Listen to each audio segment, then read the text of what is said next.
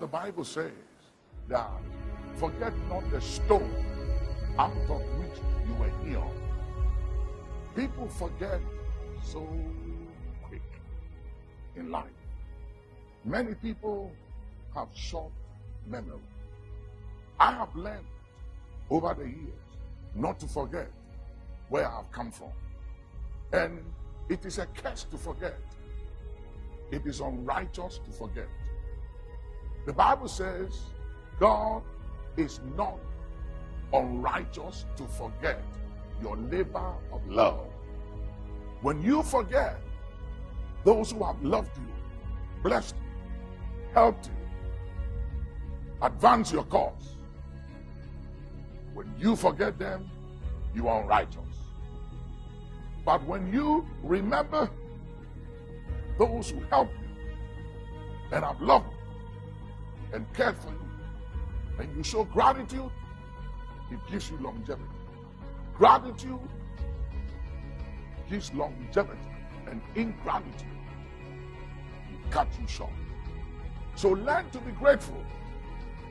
Learn to be thankful. Learn to remember. Don't forget where you came from. So many people in life forget the person who helped them.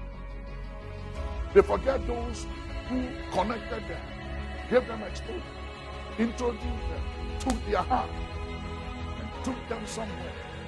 As soon as they arrive at the point in life, they think they've made it. In life, you can never hit the height of life till you get out of it. There's always room for improvement. So don't be satisfied with where you are, and don't show ingratitude because you think you don't meet the man or the woman, the boy or the girl who helped you when you needed that help. Show gratitude. Remember people. Help people. Learn to say thank you. Have an attitude of gratitude and thanksgiving. It will take you far. Some people think they have arrived, but when they get to heaven, they realize that they were just operating at 20 or 30% of their capacity and didn't use 70% or 80% of their capacity. And you know why? Because they got stuck at the place of 70, at the place of 60, 50, or 30% of their capacity. Why? Because whenever you think you don't need anybody, you've arrived, you've made it, you are successful, you stop growing, and you begin to diminish, you begin to die. If you want to live, don't want to diminish, and don't want to die, keep showing gratitude. And remember where you came from. Remember others. Every now and then, God will say to David, remember, David, that you are a shepherd boy. And I took you from the sheepfold, and I made you king over Israel. And I gave you your master's throne and your master's wives. God always reminded David. In Deuteronomy 8:18, God said, remember the Lord thy God. Why? Because success, wealth, power, money can make you forget. But God said, remember. Remember that success and power and influence has an expiry date. And for every action, there are consequences. So you might be powerful right now. You may have millions of dollars in your bank account and outside your country, in foreign accounts. You may have houses in your country, in other places. You may be the biggest guy or lady or man or woman in town. You may have everything. Maybe you are mega. You are the biggest voice and person.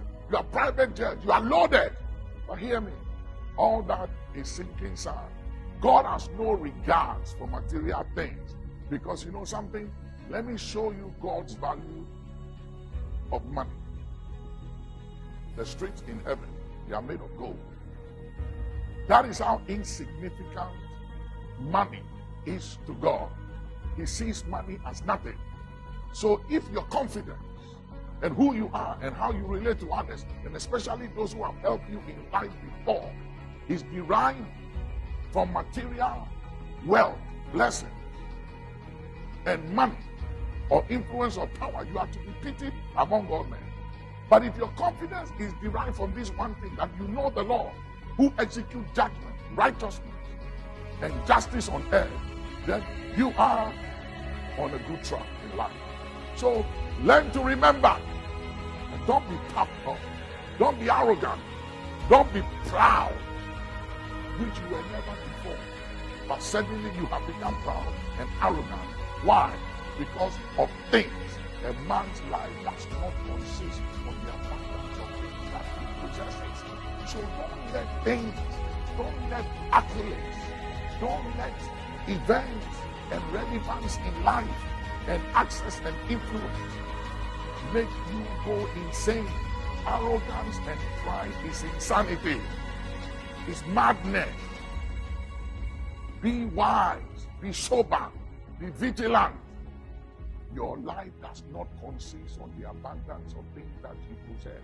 If you think you are who you are because of the money you have in your bank account, or because of your success, or because of your achievements, you are deceiving yourself. You are a child, you are a kid.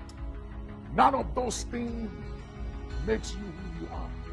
You are who you are by the grace of God, outside of possessions, outside of material things. You are who you are by the grace of God. I am what I am by grace, not by money, not by buildings, not by investment, not by achievement, not by success, not by how big or large I am. I am who I am by the grace of God. The credit must go to the grace of God. Let's give God the credit, and let us not be anything outside of grace. And you will live long and you will go far. Remember, gratitude gives longevity. Ingratitude will cut you short. Show gratitude and live long.